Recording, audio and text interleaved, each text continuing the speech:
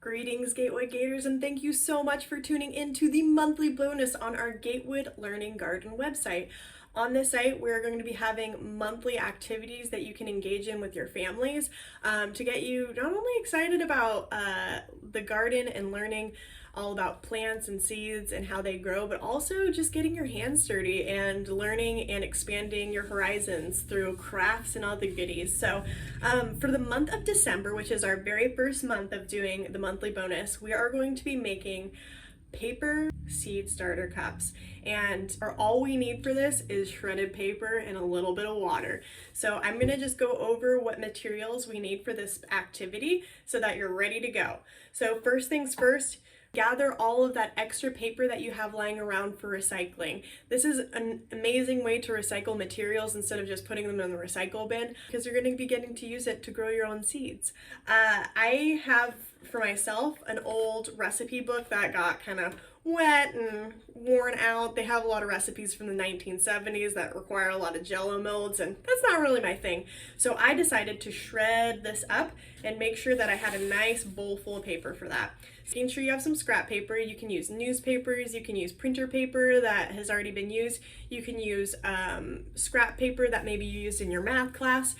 You can even use tissue paper from your holiday gift givings. That will make a pretty fun color for your seed starter. It won't just be gray, it might be blue or pink or red, who knows. But you're going to be needing paper.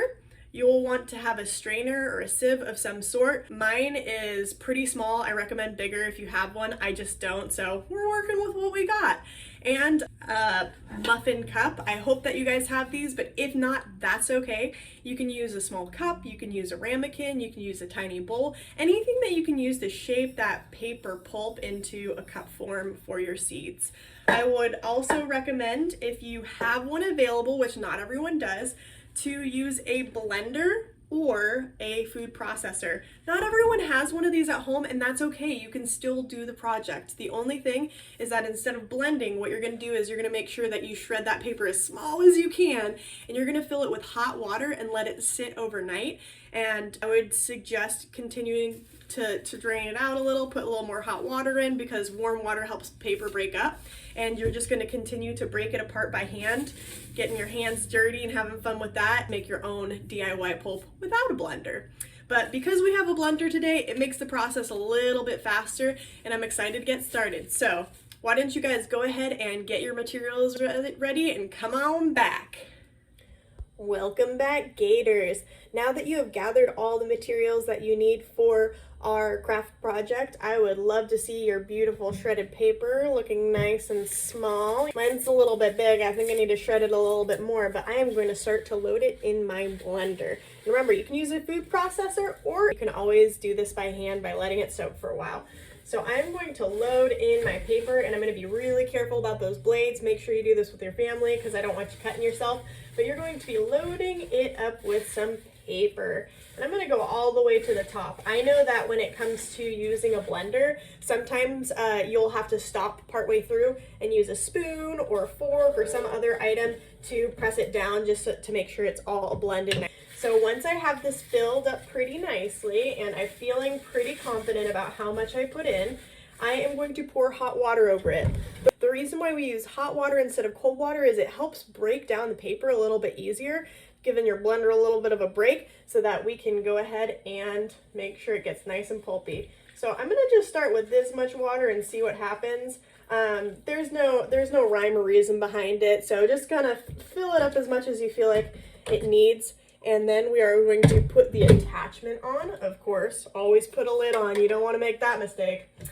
So I am going to turn the power on and start to pulse. So I'm like kind of observing, I'm noticing it's looking really pulpy. It's gonna look kind of like just mush gruel, be really broken up. You don't want to see giant paper chunks. If you do have paper chunks, go ahead and open it up and stick it a little further down and make sure that you get it nice and even. I'm gonna do a few more seconds before we drain this. I'm going to strain it now. This might be kind of a messy process. It might involve more than one person helping you. I'm really hoping your parents are doing this with you, because it makes it a lot easier, and they always have great ideas on how to improvise and make things better.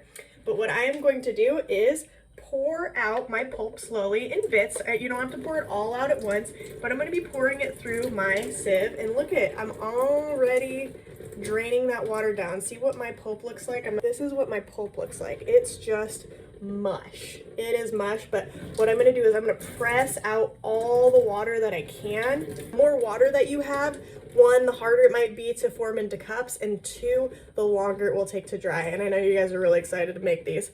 So it's going to be like dough. It's going to be just a weird blob, and go ahead and put that in your bowl and keep going. All right, Gators, I just drained the rest of my blender and got my paper all drained out. You can see it's kind of clumpy, it's a little sticky. If your paper is really chunky, I would maybe do a little blending of it again. I would say do an extra 20 seconds of blending just to be safe. I'm gonna just keep pressing down, make sure most of that water's out because I really want these to dry out. I really want to see the final result. I have my little cups right here, and I'm just gonna take a blob for each of these cups. And once I fill out these cups with little blobs of blended up paper, I will be able to then press them into shape. So once you have your little blobs ready, this is when you get to have a good time with it and pressing down along the sides and making your little paper cups. I'm noticing I still have water in mine, so don't worry if you still have some water gushing out of yours, because we'll use a paper towel where we can do a little drainage.